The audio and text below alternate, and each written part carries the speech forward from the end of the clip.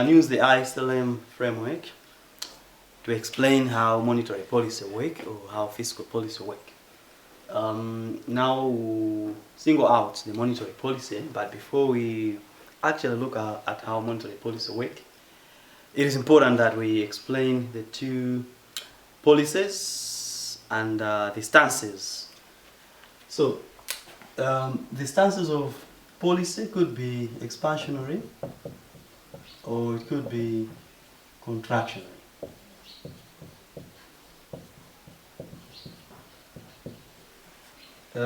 Even though here we are more interested in the monetary policy first, let me give a bit of explanation on expansionary and contractionary policies using both fiscal and monetary policy.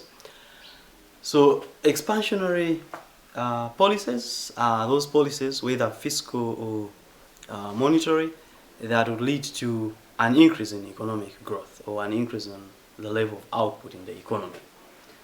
And contractionally is any policy, any government action that leads to a reduction in economic growth or the level of output in the economy. So if we have a monetary expansionary policy, then it means that the supply or demand of money has been affected in the economy, consequently leading to an increase in the level of output due to changes in money supply or money demand. That is expansionary monetary policy. On the other hand, we could have expansionary fiscal policies where there is an increase in the level of output in the economy or an increase in economic growth or an increase in the level of GDP because of a change in government spending or its budget. For example, an increase in government spending that would ultimately lead to increases in people's salaries, or a reduction in taxes that would leave people with more disposable income that could be used for investments or increase in consumption, leading to increased outputs in the economy. Again, on the contractionary fiscal policy, then we are looking at any government action that affects its budget or its spending, ultimately leading to a reduction in the level of GDP or economic growth or output or income in general or overall in the economy. Examples could be maybe increases in taxes, like taxes on pay-as-you-earn, which would leave people with less disposable incomes. Another example on the contractionary fiscal policy could be a reduction in government budget, where maybe instead of people's salaries increasing, civil servants, that would lead to their salaries remaining the same. So probably that could be a contractionary in the sense that maybe there is an increase in inflation that would leave people with even less income to use for investments or consume goods and services. Alright, so we'll look at monetary policy, and the monetary policy in our framework that we have looked at, the ISLM, where we have interest rates on the vertical axis and we have total income or total outputs on the horizontal axis, which we have used in Y. Will affect the LM curve. Will affect the LM curve, but it will depend on whether we are looking at contractionary or expansionary monetary policy. Yeah, part of interest rates. Suppose the government through the Reserve Bank comes up with a policy, a monetary policy, which could be in various shapes. For example, the government could use the interest rates, but this one, since most of the economies are liberalized, could be the rate at which the central banks yes, the central banks lend the commercial banks, which ultimately or effectively should also affect the banking, the commercial bank lending rate. So, suppose the central bank, the Reserve Bank of Malawi, reduces the Lombard rate, the rate at which the central banks lend the commercial banks money. That would shift the LM curve to the rise, say from LM0 to LM1. Okay, and you see the interest rates have reduced, and that ultimately has resulted into an increase in the level of income or the level of output in the economy from Y0 to Y1, while interest rates have decreased from I0 to I1. There is a movement along the I scale because nothing that would shift the I scale has had an effect on in our analysis. So the I scale is still the same, but we have moved from the initial equilibrium of I0 to E1. Another example that would have resulted into such a shift is an increase in money supply. Suppose the government print more money. Yeah, so the government would enjoy seigniorage, and while government prints more money, that would shift the LM curve to the right but downwards from LM0 to LM1, which would have a similar effect in the short run of reducing the interest rates while increasing the level of output or the level of income in the economy. So this is an example of a rightward shift, which if the I scale remains the same, results into reduced levels of interest rates while increasing the level of output or economic growth in the country. Of course, the opposite would happen, that the LM curve would shift to the left from the initial position of LM0. So suppose the shift is in such a way that we have moved from LM0 to LM2. Such a shift will increase the interest rates from the initial position of I0 to I2, and not only will there be an increase in the level of interest rate, but also the level of output from Y0 to Y2. So the economy will experience kind of a recession where the interest rates are going high. In the introduction, we talked of the recession that happened, a prolonged recession that happened in the US in 1991, where the government was blamed for not cutting the interest rates sharp as a monetary policy. So what that meant is that there was a reduction in the level of output in the economy. The economic activities were dwindling. So the manufacturing industry was facing reduced levels of outputs. Even the agricultural industry was facing hard times, a crisis in the sense that people could not yield as much as they used to. So that reduction in the level of outputs, coupled with an increase in interest rate, was not desirable. You know, people could not even borrow from the financial institutions in order to finance productivity in the economy. Why? Because it was costly. The cost of borrowing was rising, and because it was not profitable to borrow at such high interest rates or high costs, then many firms, many companies, many individuals could not produce more from borrowing. Yes, the Federal Reserve Bank reacted by carrying out what we explained first, an expansionary monetary policy. Maybe through, it could have done that, maybe through open market operations, where the government would sell some bonds to the citizens of the country, those who could manage, the companies that could manage, the government would, you know,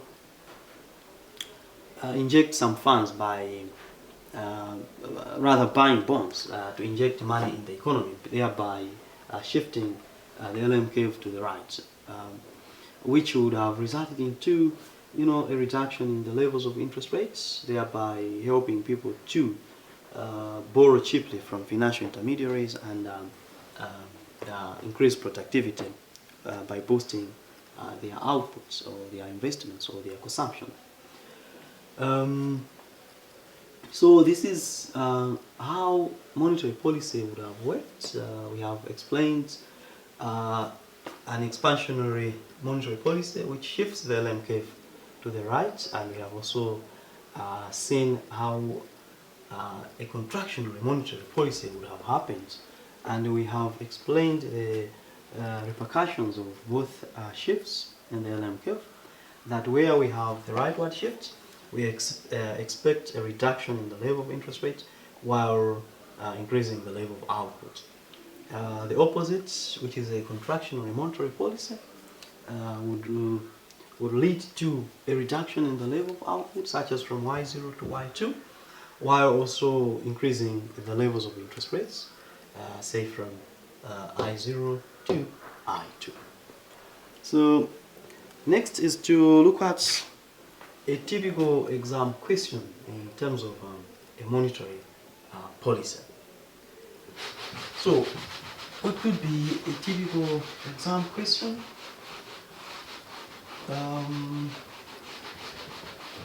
So there could be a question which could be that suppose the government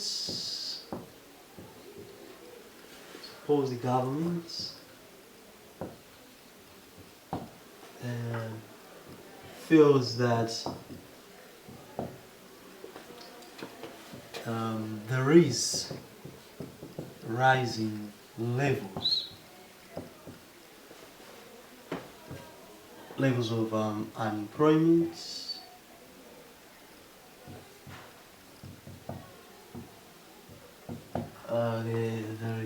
feels that there is rising levels of unemployment. Maybe surveys have shown that there is a rising level of unemployment, and this rising levels of unemployment is coupled with dwindling investments.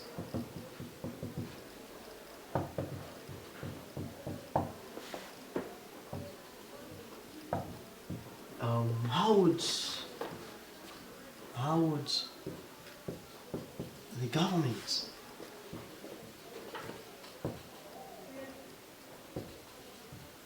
use one of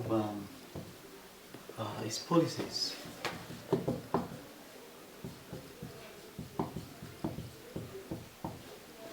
to bring the health of the economy back on track?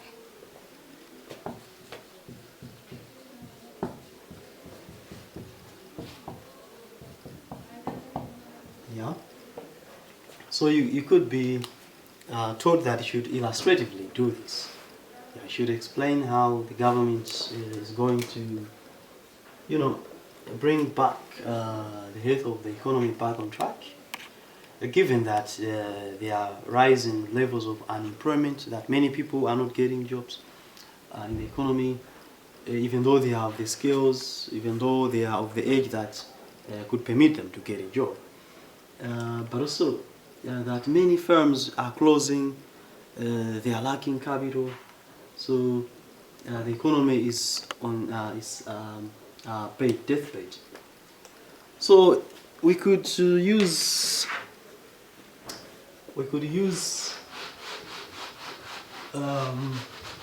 the ISLM framework to demonstrate how the government would invoke a monetary policy to solve the problem that is prevailing in the economy. So what the question is begging the reader to do, or the student to do, is to say, when should the government have increased investments? Probably the government could have increased investments when the interest rates are lower, because it would mean that it is cheaper to borrow from financial intermediaries. Remember, in economics, we usually assume that the firms would easily finance capital through borrowing from financial intermediaries. So we are looking at a situation where interest rates should be low, so that should boost investments. At the same time, we are looking at a situation where the output should be increasing, so that firms should be, making profits, and the profits could be reinvested back in the economy to employ some more workers for increased output. And if you look at the two situations that we had under monetary policy, it should be a situation that, or the case that we have expansionary monetary policy for us to experience reduced levels of interest rates that will boost the levels of investments, but also at the same time to have increased levels of outputs, so that firms are productive enough and they are making profits at increased levels of output to employ some more and more workers. So that question demands us to show an expansionary monetary policy. Yeah? Because it is an expansionary monetary policy, so the question is demanding us to show an expansionary monetary policy, because it is through an expansionary monetary policy that even though the I scale is still the same, has not shifted, but we'll be able to move along it and be at position E1 from E0, the initial equilibrium position. And at that high level of interest rates, like I0,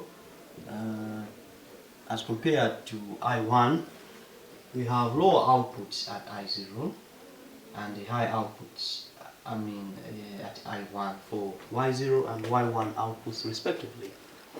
Okay, so a student is supposed to show these movements that, in the first place, we assume that we are at initial equilibrium E0. This is before the government institutes an expansionary monetary policy, like